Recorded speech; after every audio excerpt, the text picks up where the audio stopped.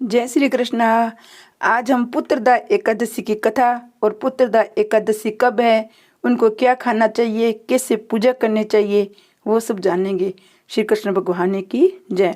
21 जनवरी यानी कल साल की दूसरी एकादशी पौष शुक्ल पुत्रदा एकादशी है। हिंदू पंचांग के अनुसार इस बार पुत्रदा एकादशी 21 जनवरी को मनाई जाएगी। एकादशी तिथि की शुरुआत 20 जनवरी शाम को 7:26 से शुरू हो रही है। इसका समापन 21 जनवरी शाम को 7:26 पर होगा। इसलिए सूर्य उदय की एकादशी 21 जनवरी को इसका व्रत रखा जाएगा। एकादशी के दिन भगवान विष्णु की पूजा की जाती है। मान्यताओं के अनुसार एकादशी के व्रत करने से सभी इच्छाएं पूर्ण होती है। भारत के कुछ क्षेत्रों में पुत्रदा एकादशी को बैकुंठ एकादशी, सर्वगवथली एकादशी, मुक्त कोटि एकादशी के नाम से भी जाना जाता है। व्रतों में सर्वाधिक महत्वपूर्ण व्रत एकादशी का ही होता है। माने तो एकादशी को नियमित व्रत रखने से मन की चंचलता खत्म हो जाती है, धन और आरोग्य की प्राप्ति होती है। पुत्रदा एकादशी के व्रत संतान संबंधी समस्याओं के निवारण के लिए किए जाने वाला व्रत है। पौष मास की पुत्रदा एकादशी विशेष फलदायी मानी जाती है। इसका उपवास रखने से संतान संबंधी हर चिंता समस्याएं दूर होती है और जिसको संतान न होती है वह भगवान से संतान मांगे तो उनको संतान भी भगवान देते हैं। व्रतों में सर्वाधिक व्रत एकादशी का है। हिंदू धर्म में एकादशी का व्रत बड़ा ही महत्व है। शास्त्रों के अनुसार हर माह में 2 एकादशी आती है, कृष्ण पक्ष की और शुक्ल पक्ष की एकादशी। सभी धर्मों के नियम भी अलग अलग होते हैं। खासकर हिंदू धर्म के अनुसार एकादशी व्रत करने की इच्छा रखने वाले मनुष्य को दशमी के दिनों से ही अनिवार्य नियमों का पालन करना चाहिए। इस दिन कुछ चीज़ों का सेवन निषेध माना गया है। तो हम जानते हैं क्या चीज़ खानी चाहिए, क्या चीज़ नहीं खानी चाहिए। एकादशी के दिन यथाशक्ति अन्न दान करे, किंतु स्वयं किसी अन्न का ग्रहण न करे और किसी दूसरे का अन्न भी कदापि ग्रहण न करे। किसी कारणवश निराहार व्रत रहकर संभव न हो तो एक बार भोजन करे। इस दिन दूध या जल का सेवन कर सकते हैं। एकादशी के व्रत में शकरकंद, कुट्टू, आलू, साबूदाना, नारियल, काली मिर्च, सेंधा नमक, दूध, बादाम, अदरक, चीनी आदि पदार्थ खाने में शामिल कर सकते हैं। एकादशी के दिन उपवास रखने वाले को दशमी के दिन से ही प्याज, लहसुन, मसूर की दाल वस्तुओं का निषेध माना गया है। एकादशी के दिन ऐसी वस्तुएं कभी दशमी के दिन भी नहीं खानी चाहिए। एकादशी का व्रत करे वो दशमी से ही व्रत का शुरू कर देते हैं। एकादशी पर श्री विष्णु की पूजा में मीठा पान चढ़ाया जाता है, लेकिन इस दिन पान खाना भी वर्जित है।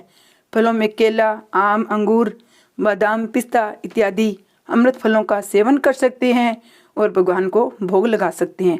सूखे मेवे जैसे बादाम, पिस्ता आदि का सेवन करें और भगवान को भोग लगाए। एकादशी तिथि पर जो बैंगन, सेमफली नहीं खानी चाहिए। इस व्रत में सात्विक भोजन करना चाहिए, तामसिक भोजन न करे, न चावल को ग्रहण करे। चावल दशमी और एकादशी के दोनों दिन नहीं खाना चाहिए।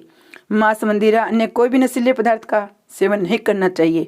प्रत्येक वस्तु प्रभु को भोग लगाकर उसमें तुलसी दल छोड़कर ही ग्रहण करना चाहिए। तुलसी दल से भगवान प्रसन्न होते हैं और जो भगवान को भोग लग जाता है वो सात्विक होता है। जय श्री कृष्ण भगवान ने की जय। आगे हम कथा सुनेंगे एकादशी की। युधिष्ठिर बोले, श्री कृष्ण आपने शुभ कारणी सफला एकादशी का वर्णन किया। अब कृपा करके शुक्ल पक्ष की एकादशी का महत्व बताइए। उसका क्या नाम है, कौन सी विधि है, उसमें किस देवता का पूजन किया जाता है। भगवान श्री कृष्ण ने कहा, हे राजन, पौष के शुक्ल पक्ष में जो एकादशी है उसे बतलाता हूँ, आप ध्यान पूर्वक सुनो। हे महाराज, संसार के हित की इच्छा से इसका वर्णन करता हूँ। राजन, पूर्वोक्त विधि से यत्न पूर्वक इसका व्रत करना चाहिए।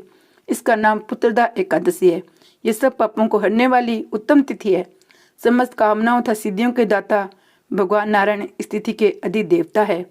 चराचर प्राणियों सहित समस्त लोकी में इससे बढ़कर कोई दूसरी तिथि है ही नहीं। पूर्व काल की बात है, भद्रावतीपुरी में राजा सुकेतुमान राज्य करते थे। उनकी रानी का नाम चंपा था। राजा को बहुत समय तक कोई वंश पुत्र प्राप्त नहीं हुआ, इसलिए दोनों पति पत्नी सदा चिंता और शोक में डूबे रहते थे। राजा के पितर उनके दिए हुए जल को शोकोच्छ्वास गर्म करके पीते थे। राजा के बाद कोई ऐसा नहीं दिखाई देता जो हम लोगों का तर्पण करेगा। ये सोच सोचकर पितर भी दुखी रहते थे। एक दिन राजा घोड़े पर सवार होकर गहन वन में चले गए।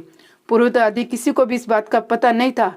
मर्ग और पक्षियों से सेवित उस संगन वन में राजा भ्रमण करने लगे। मारे में कहीं सियार की बोली सुनाई पड़ती थी, कहीं उल्लुओं की। जहाँ तारींच और मर्ग दृष्टि गोचर हो रहे थे। इस प्रकार घूम घूम कर राजा वन की शोभा देख रहे थे। इतने में दोपहर हो गया। राजा को भूख और प्यास सताने लगी। वे जल की खोज में इधर उधर दौड़ने लगे। किसी पुण्य के प्रभाव से उन्हें एक उत्तम सरोवर दिखाई दिया, जिसके समीप मुनियों के बहुत से आश्रम थे। शोभाशाली नरेश ने उन आश्रमों की ओर देखा। उस समय सुबह की सूचना देने वाले शकुन होने वाले राजा का दाहिना नेत्र और दाहिना हाथ फड़कने लगा। उत्तम फल की सूचना दे रहा था। सरोवर के तट पर बहुत से मुनि वेद पाठ कर रहे थे। उन्हें देखकर राजा को बड़ा हर्ष हुआ। वे घोड़े से उतरकर मुनियों के सामने खड़े हो गए। पृथक पृथक उन सब की वंदना करने लगे। वे मुनि उत्तम व्रत का पालन करने वाले थे। तब राजा ने हाथ जोड़कर बारंबार दंडवत प्रणाम किया। तो मुनि बोले, हे राजन, हम लोग तुम पर प्रश्न है। राजा बोले, आप लोग कौन हैं? आपके नाम क्या है? आप लोग किस लिए एकत्रित हुए? ये सब मुझे सच सच आप बताइए। मुनि बोले, हे राजन, हम लोग विश्व देवी हैं। यहाँ स्नान के लिए आए हैं। माघ का महीना निकट आ रहा है। आज से 5वें दिन माघ का स्नान आरंभ हो जाएगा। आज ही पुत्रदा नाम की एकादशी है, जो व्रत करने वाले मनुष्य को पुत्र देती है। राजा ने कहा, विश्व वेदगणों, यदि आप लोग प्रश्न है तो मुझे पुत्र दीजिए। मुनि बोले, हे राजन, आज के दिन पुत्रदा नाम की एकादशी है। इसका व्रत बहुत ही विख्यात है। तुम आज इस उत्तम व्रत का पालन करो। महाराज, भगवान केशव के प्रसाद से तुम्हें अवश्य पुत्र प्राप्त होगा। भगवान श्री कृष्ण कहते हैं, ये युधिष्ठिर, इस प्रकार उन मुनियों के कहने से राजा ने उत्तम व्रत का पालन किया। महर्षियों के उपदेश के अनुसार विधि पूर्वक पुत्रदा एकादशी का अनुष्ठान किया। फिर द्वादशी को पालन करके मुनियों के चरणों में बारंबार मस्तक झुकाकर राजा अपने घर आए। तदनंतर रानी ने गर्भ धारण किया। प्रसव काल आने पर पुण्य कर्मा राजा को तेजस्वी पुत्र प्राप्त हुआ, जिसने अपने गुणों से पिता को संतुष्ट कर दिया। वह प्रजाओं का पालक हुआ। इसलिए हे राजन, पुत्रदा का उत्तम व्रत अवश्य करना चाहिए। मैंने लोगों के हित के लिए तुम्हारे सामने इसका वर्णन किया है। जो मनुष्य एकाग्रचित होकर पुत्रदा एकादशी का व्रत करता है, इसकी कथा सुनता है, इसका पालन करता है, वे इस लोक में पुत्र पाकर मृत्यु के पश्चात सर्वगामी होते हैं। इस महात्म्य को पढ़ने और सुनने से अग्निष्टम योगों का फल मिलता है। श्री कृष्ण भगवान की जय। एकादशी का व्रत करके द्वादशी दिन पारण करें। इसका द्वादशी का पारण 22 जनवरी सुबह 7:30 से 9 बजे तक होगा। और 22 जनवरी का दिन वैसे बहुत ही खास दिन है। उस दिन भगवान श्री राम अपने घर आएंगे। जय श्री कृष्ण भगवान की जय।